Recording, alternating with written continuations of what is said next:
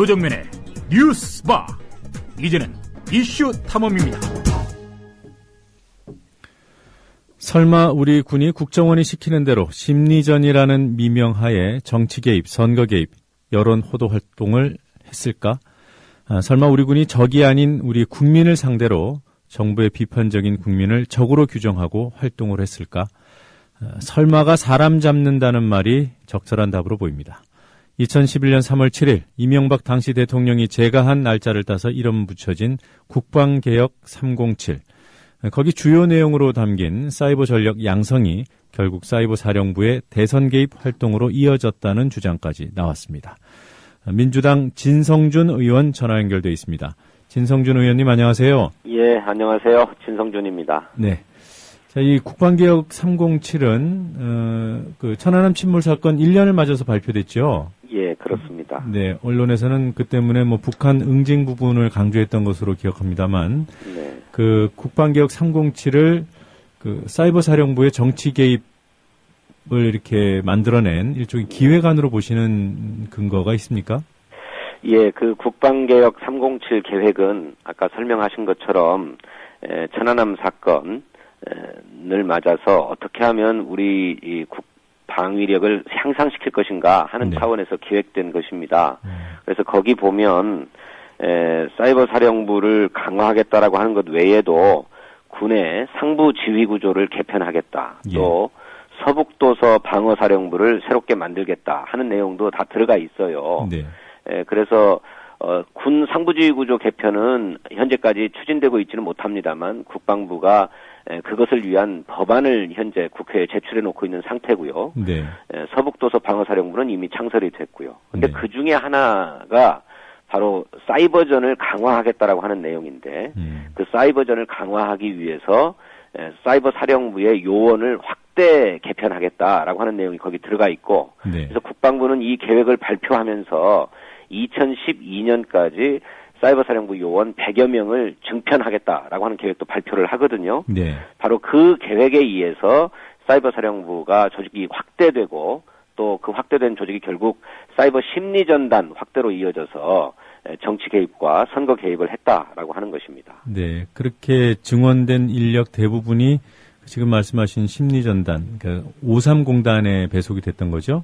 그렇습니다. 네. 저희가 확보한 자료에 의하면 2012년 그 해는 총선이 있었고 4월 달에 또 12월 달에 대통령 선거가 있었는데 7월, 8월 중에 군무원이 집중적으로 채용됩니다. 네. 그래서 군무원 79명, 79명이 채용이 되는데 그중에 47명이 사이버 심리전단에 배치가 돼요. 네. 그러니까 60% 이상이 사이버 심리전 요원으로 선발되고 배치되었다는 것이죠. 네. 예. 그 7, 8월이 2012년 7, 8월을 말씀하시는 건가요? 네, 그렇습니다. 네. 그 당시 김태효 청와대 대외전략비서관이 국방개혁 307을 주도했다 이런 주장을 하셨죠? 예, 그렇습니다. 일개 비서관이 이런 중요한 개혁안을 주도할 수 있습니까? 김태효 대외전략비서관은 이명박 정부의 외교안보 정책을 총괄한 사람으로 알려져 있습니다. 네. 그런 만큼 김태효 비서관 혼자서 이 일을 한 것은 아니겠지만 네. 당시에 국방부의 자문기구로 설치된 국방개혁 추진위원회와 네. 또 국방부 내부의 그 정책 기획을 담당하는 사람들과 협력해서 국방개혁 방안을 수립했습니다만 그렇게 수립 과정에서도 김태효 비서관이 주도적인 역할을 했고 네. 또 그 계획을 집행하는 과정에서도 이 계획에 반대하는 장군들은 다 옷을 벗기겠다라고 하는 얘기를 하고 다녔을 정도로 김태효 비서관이 계획 수립과 집행 과정에서 주도적인 역할을 했던 것으로 그렇게 알려져 있습니다. 네, 이 김태효 비서관에 대한 이명박 전 대통령의 신뢰가 대단했던 모양이에요. 예, 같은 자리를 굉장히 오랫동안 지켰더군요. 그렇습니다. 예. 네, 뭐 정권 초기부터 끝날 때까지. 예. 그 당시 국방장관이 지금의 김관진 장관이 맞습니까? 예, 그렇습니다. 김관진 장관이 천안함 연평도 사건 이후에 네. 새롭게 부임해가지고 그런 국방 개혁을 주도하고 네. 또 사이버전을 강화하는 데에도 주도적인 역할을 했죠. 네. 그러니까 청와대에서는 김태효 비서관, 또 군에서는 김관진 장관. 예. 그리고 또 한 명 거론되는 사람이 지금은 청와대 국방비서관인 당시 사이버사령부 사령관 예. 연재욱 씨 맞습니까? 예, 그렇습니다. 네, 연재욱 장군은 2011년 11월 달에 네. 준장 진급과 함께 사이버사령관으로 보임이 됩니다. 네. 그래서 1년 동안, 그러니까 2012년 11월까지 네. 사령관으로 재임하면서 아까 말씀드린 사이버사령부 요원의 증편과 또 그 요원을 활용한 대대적인 어떤 정치 심리전 활동 네. 이런 것을 벌인 장본인이죠. 네. 지금 말씀하신 국방개혁 307 이것은 2011년 3월에 만들어진 것이고요. 예. 예, 그 이전에 1년 전에 2010년 4월에 그 국가사이버안전관리규정이라는 대통령령이 개정되지 않았습니까? 예, 그렇습니다. 네. 그 당시 개정된 주요 내용이 뭐였습니까? 그러니까 이 사이버전을 담당하는 여러 조직들이 정부 부처 내에 이렇게 산재해 있어요. 네. 그러니까 국정원에서도 그 사이버 테러와 관련해 가지고 그거를 감시하고 대응하는 역할이 있었고, 네. 또 국방부에도 그런 게 일부 있었고, 또 과거 정보통신부였던 그런 기능을 하는 정부 조직에서도 그런 사이버 테러에 대응하기 위한 조직들이 만들어져서 대응 활동을 했습니다. 네. 그런데 이렇게 산재되어 있다 보니 뭔가 통일적으로 대응하기가 어렵다라고 하는 것을 현실적으로 느끼면서 네. 이거를 종합 조정해서 컨트롤하는 게 필요하다 예. 해서 바로 아까 그 지침이 만들어졌던 것이 규정이 만들어졌던 것이죠. 누가 컨트롤하는 겁니까? 그것을 국정원과 청와대가 컨트롤하는 방식으로 정리가 됩니다. 예, 그래서 거기에는 우리 이제 규정과 지침들이 나왔을 때에는 주로 네트워크 상에서 기술을 소프트웨어를 이용해 가지고 장비를 파괴하거나 소프트웨어를 파괴하는 방식의 말 그대로 사이버전, 예. 또 사이버 테러에 대한 대응만 있었을 것으로 생각을 했는데 그게 아니라 사이버 심리전까지도 그 영역이 확대된 것입니다. 네. 그것이 국정원에서는 지금 나타나는 국정원 내에 심리전단 요원들이 이렇게 정치 개입하고 대선에 개입하는 댓글을 달았다는 것으로 나타난 거고, 군의 사이버 사령부에서는 지금 얘기가 되는 것처럼 사이버 심리전단을 중심으로 정치 개입 활동과 선거 개입 활동을 벌였다는 것으로 나타나고 있는 거죠. 네. 그러니까 지금 말씀하신 대로 2010년 4월에 사이버 안전 관리 규정을 개정해서 국정원이 이런 사이버 공격에 대응하는 그러니까 네. 심리전을 포함한 이런 부분을 총괄하는 조직적인 뭐라고 할까요? 토대를 만들었고요. 예, 체계를 정비한 거죠. 네. 예. 그다음에 2011년 3월에는 아예 군 내부에 사이버 심리전을 강화할 수 있는 전력을 증원할 수 있는 계획이 마련된 거고요. 그렇습니다. 근데 그 이후에 이런 체계를 만들었음에도 불구하고 군 내부에서 반발이 있었던 겁니까? 아닙니다. 이런 체계를 만드는 것은 뭐 필요한 일이라고 생각했습니다. 네. 그런데 국정원이 사이버 사령부 그중에서도 특히 사이버 심리전단을 완전히 지휘 통제를 하겠다라고 하는 그 계획을 드러내니까 네. 당시에 초대 사이버 사령관은 이것에 대해서 강하게 반발했다고 하는 것입니다. 네. 이것은 국방부 내에 있는 군사 조직인데 네. 이 군사 조직을 왜 국가정보원이 컨트롤하려고 하는가? 그것은 행정 조직 체계에도 맞지 않고 또 자칫 그렇게 될 경우에 정치적 중립성 위반 시비가 발생할 수 있을 것이므로 네. 거기에 반대한다라고 해가지고 초대 사령관이 강하게 반발을 했는데 그러자 쫓겨났다라고 하는 거죠. 네. 예. 일지를 한번 제가 청취자분들 이해를 돕기 위해서 정리를 하겠습니다. 네. 2010년 1월에 사이버 사령부가 창설이 됐고요. 예. 그리고 2010년 4월에 국가 사이버 안전관리 규정이 개정돼서 국정원이 총괄하는 체계가 만들어지고요. 네. 그리고 2011년 3월에 국방개혁 307이 마련이 돼서 심리전 사이버 전력 양성 방안, 강화 방안이 만들어졌고요. 네. 그런데 이후에 뭐 통제가 제대로 안 됐는지 2011년 11월에 초대 사령관이 연재욱 사령관으로 교체되죠. 그렇습니다. 네, 그리고 나서 사이버 사령부의 심리 전단이 강화되는 방향으로 군무원 등의 집중 채용이 이루어지는. 그렇습니다. 예, 그렇게 이어지는 거죠? 예. 네. 자, 이 국방개혁 307 최종 승인자가 당연히 이명박 당시 대통령이었는데요. 네. 예, 이명박 대통령도 그 이후의 상황들, 사이버 사령부가 강화되는 이런 상황에도 책임이 있다고 보시는지요? 물론입니다. 예, 군의 증편이 이루어지고 네. 강화가 이루어지는데 그런 내용이 대통령에게 보고되지 않을 수 없습니다. 대통령 군 최고 통수권자입니다. 네. 예. 자, 알겠습니다. 그뿐만 아니고 예. 사이버 사령부가 그렇게 활동을 정형화시키고 강화시켰는데 그에 따른 사이버상의 동향과 또 그 동향에 맞서서 사이버 사령부가 어떻게 활동했는지, 대응 활동을 벌였는지 하는 내용을 종합 정리하고 요약한 보고서가 네. 국방부 장관과 청와대에도 보고가 됐다는 것입니다. 그리고 네. 보고되는 것이 당연한 것이죠. 그랬으니 대통령도 사이버 사령부의 활동 상황을 다 보고받았을 것으로 그렇게 저희들은 봅니다. 네. 그 매일매일 이루어졌다는 이른바 블랙북 형태의 보고가 국방부 장관은 그런 내용이 아니었다 이렇게 부인하지 않습니까? 예, 저는 국회 대정부 질문 과정에서도 그에 대한 집중적인 질문이 이루어졌습니다만 네. 장관은 그냥 일반적인 사이버상의 동향을 보고받았을 뿐이다 이렇게 얘기하고 있거든요. 네. 그런데 저는 그것은 결코 그렇지 않다고 생각합니다. 각 군 조직에서의 활동과 상황이 요약되어서 보고될 수밖에 없죠. 어떻게 사이버상의 동향만 보고가 되고 그에 따른 우리 군의 대응이나 활동 계획이나 이런 것들이 어떻게 보고가 안 되겠습니까?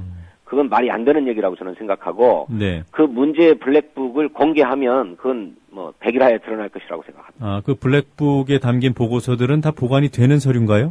물론이죠. 예. 네. 그러면 국방부에서 이런 의혹, 오해를 벗기 위해서라면 보고서를 공개하면 되겠군요. 그렇죠. 이제 군사 기밀이라고 해서 공개는 안 된다고 할 것입니다만 적어도 수사기관에 압수수색을 하거나 수사기관이 확보를 해서 본다고 하면 그런 내용들이 다 들어가 있을 것으로 저희는 확신합니다. 네, 보고서를 보고 받은 쪽만 보관하는 게 아니라 보고한 쪽도 보관을 할 텐데. 네. 그 국방부 조사본부에서 사이버 사령부를 압수수색하지 않았습니까? 예. 압수수색이 압수됐을 가능성이 있을까요? 그거를 잘 모르겠어요. 네. 검찰이 국가정보원 사건과 관련해가지고 국정원을 압수수색할 때도 네. 국정원장의 비협조, 남재준 원장의 비협조로 국정원 메인 서버를 압수수색하지 못했다고 하는 것이거든요. 네. 그렇기 때문에 상부의 지휘나 지시 이런 것들이 제대로 확보됐는지를 네. 잘 모르겠고 또 이번에 어제 밝혀진 일입니다만 120만 건 이상의 트윗이 이루어졌다고 하는데 네. 원글 트윗된 원글은 약 2만 5천 건 정도 된다는 것 아닙니까? 그것이 자동 트윗 프로그램인 봇 프로그램이나 트윗덱 프로그램을 통해서 자동으로 확대 리트윗됐다고 하는 것인데 네. 그 봇 프로그램과 트윗 프로그램을 국정원이 실제로 확보해서 운용했는지의 여부는 아직 드러나지 않고 있어요. 그거는 국정원 메인 서버를 압수수색하는데 실패했기 때문이라고 생각합니다. 네. 그러니까 국방부 조사본부가 사이버 사령부를 압수수색을 했는데 아까 말씀드린 그런 상부의 지휘, 지시 이런 것들이 압수수색 됐는지 또 말씀드린 대로 사이버 사령부도 그런 봇 프로그램이나 트윗덱 프로그램을 사용했을 개연성이 매우 높은데 그런 프로그램들, 소프트웨어들을 다 압수를 했는지 이거는 모르겠습니다. 사이버사도 그 트윗봇 프로그램을 사용했을 가능성이 높다고 보십니까? 저는 그렇다고 생각합니다. 왜냐하면 네. 2010년도에 사이버 사령부의 그 요원이 국방부 장관 표창을 2011년도에 받는데 네.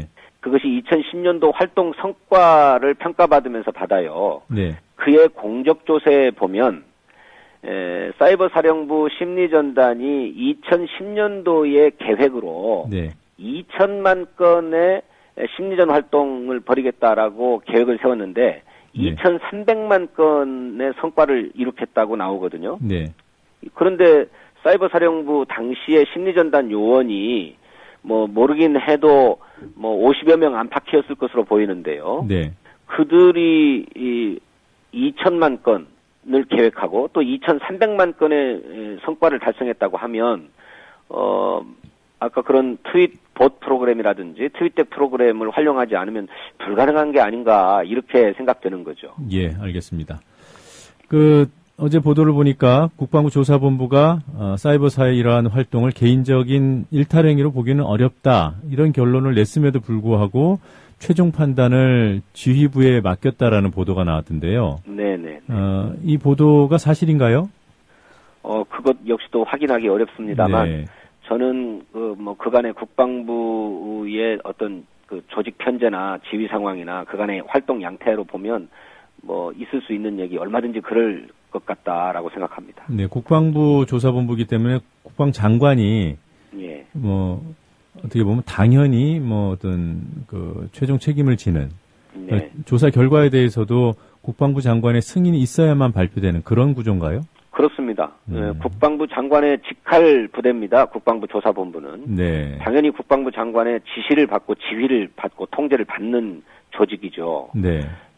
그런데 아까 말씀드렸던 것처럼 상부의 지침을 기다리고 있다라고 하는 거는 어디까지를 정치 개입, 선거 개입으로 볼 것이냐. 그래서 어디까지를 범죄로 볼 것이냐 하는 문제를 가지고 상부의 지침을 기다린다라고 하는 얘기 같습니다. 네. 그런데 특정 정당이나 특정 정치인을 거명해서 비방하거나 찬양했다면 명백하게 정치 개입이라고 하는데 이의가 없을 텐데 네. 정치적 쟁점이 되었던 정치 이슈, 사안에 대해서 입장을 냈다고 하면 그것이 정치 개입으로 볼 것이냐 아니면 정당한 이른바 북한군 그 심리전 부대에 대응한 활동으로 볼 것이냐 하는 논쟁의 여지가 있다고 그네들은 보기 때문에 예. 그 지침을 기다리고 있는 게 아닌가 이렇게 생각됩니다. 네. 자, 어제 보도가 크게 됐던 국정원에 관한 검찰 수사 내용부터 한 가지만 좀 더 여쭤보도록 하겠습니다. 네네. 120만 건이 넘는 트윗글을 추가로 더 밝혀내고 공소장 변경을 신청하지 않았습니까? 네. 그런데 이제 그 내용을 들여다보면요. 지난달 말에 추가했던 5만 6천 건 가운데 예. 한 2만 6, 7천 건 정도를 철회를 했어요. 예, 그렇습니다. 거기 보면 이제 외부 조력자로 보이는 박사모 회원글 등등이 있지 않습니까? 예. 이거는 수치는 늘었지만 이 범죄의 범위는 줄이는 그런 결과가 아닐까요? 검찰 수사팀의 해명은 네. 그 민간인 외부 조력자들과의 관계를 다 입증하자면 재판 과정에서 시간이 많이 걸릴 것이기 때문에 네. 일단 국정원의 그 정치 개입 또 대선 개입으로 한정되어 있는 재판이어서 네. 그거를 뺐다라고 주장하는 것입니다. 네. 일리가 있는 얘기인데 지금 문제가 되었던 국정원 여직원 네. 김하영도 민간인 외부 조력자를 썼다는 거잖아요. 네, 이모 씨. 그러니까 예, 국정원에 그리고 또 국정원이 그에게 이른바 활동비를 지급했고요. 그래서 국정원의 외부 조력자라고 하는 것들을 다 확인했다고 하는 것인데 그럼에도 불구하고 재판의 신속성을 위해서 일단 뺐다라고 하는 것이 검찰 수사팀의 해명입니다. 네. 글쎄요, 이번 공소장 추가 과정에서도 또 외압이 있었다는 그런 지적들이 나오고, 네. 또 실제로 수사팀이 전원이 사표를 내겠다라고 하고 나서야, 네. 거의 마감 시한 맞춰서 공소장 변경 신청이 이루어진 거 아닙니까? 예, 그렇습니다. 그러면 그런 이제 외압이 있고 조율하는 과정에서 그럼 120만 건은 넣고, 예. 2만 7천 건 외부 조력자 건은 빼자 이런 내부 조율이 이루어진 건 아닐까요? 예, 그럴 개연성도 배제할 수는 없다고 봅니다. 네. 하지만 일선 수사 검사들이 네. 큰 의지를 갖고 용기를 갖고 지금까지 수사를 해온 것인 만큼 네. 저는 일단 수사 검사들의 그런 의기를 믿고 싶고요. 네. 또 어차피 공범 관계에 있기 때문에 네. 추가로 그 공범들을 기소하는 과정에서 이 문제를 제기할 수도 있다고 보여져서 네. 아직은 수사팀의 수사 의지나 이런 걸 믿고 싶습니다. 이 나중에 안 되는 거 아닌가요? 그러니까 제가 왜 이걸 여쭤보냐면, 예. 외부 조력자 부분이 결국 국정원만의 대선 개입이 아니라 이것이 외부 조력자 나아가서 새누리당 캠프로까지 이어지는 연결고리일 수 있다. 예. 근데 그것을 끊어내는 것은 외압을 행사하는 자들 입장에서 보면 매우 중요한 부분이 아니겠느냐.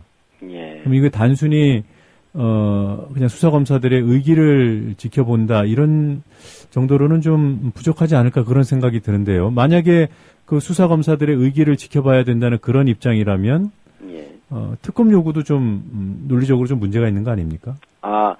저희들 당에서 특검을 주장하는 부분은 네. 현재 검찰이 수사하고 기소한 부분에 대해서는 특검이 구태여 필요치 않다고 판단하는 겁니다. 네. 그거는 공소 유지를 현재의 특별수사팀에서 계속해가면 된다. 네. 그리고 이 특별수사팀이 그렇게 자기 이 확신을 갖고 벌이는 수사에 대해서는 그 수사권을 보장해라. 네.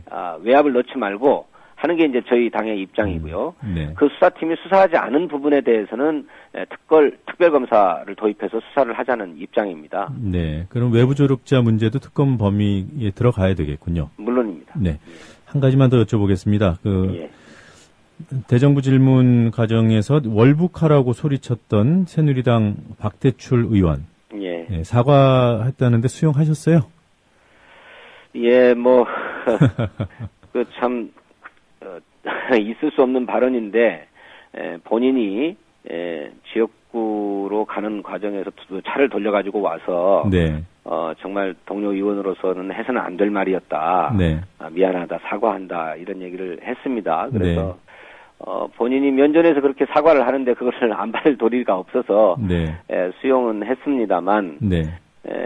정말로 유감스럽게 생각하고, 또 모든 것을 그런 식으로 몰고 가는 것이 정말 온당한 태도인지 네. 회의스럽습니다. 네. 글쎄요, 이게 그 박대출 의원 발언에 대해서는 당사자들이 사과를 주고받았기 때문에 일단락 됐다고 봐야죠. 개인적인 부분에서만큼은. 예. 그런데 어제 또 비슷한 일 있지 않았습니까? 새누리당 이장우 의원이 이번에는 예. 그 통합진보당 김재현 의원에게 예. 그게 김일성주의야 이렇게 소리를 쳤다던데. 예. 김재현 의원이 어떤 얘기를 할 때 그런 얘기가 나온 겁니까? 김재현 의원이 우리는 민중이 잘 사는 사회를 만들려고 하는 거고 그 민중이 잘 사는 사회라고 하는 것은 결국 노동자, 농민, 서민들이 잘 살자라고 하는 것이다. 그런데 이것이 어찌 문제냐 이런 취지의 발언을 할 때 그게 김일성주의야 이렇게 막 외쳤습니다. 그래요? 네. 예, 그 참 뭐라고 할까요? 헌법 정신도 모르고 기본도 안 돼 있는 그래서 무조건 모든 것에다가 사회주의 딱지를 붙이고 종북이란 딱지를 붙이고 하면 되는 것처럼 생각하는 저들의 사고 방식이 참 불쌍합니다. 어제 저는 그걸 보면서는 저 사람들 진짜 이 정신병자가 아닌가 생각될 정도로 참 서글펐습니다. 예. 민주당도 그 노동자, 농민 또 서민들 이렇게 땀 흘려서 일하는 분들의 이익을 대변하고 또 이렇게 김일성주의 이런 게 본회의장에서까지 나오는 메카시즘 이것도 막아내 주시기를 바라겠습니다. 예, 노력하겠습니다. 네, 고맙습니다. 지금까지 민주당 진성준 의원이었습니다.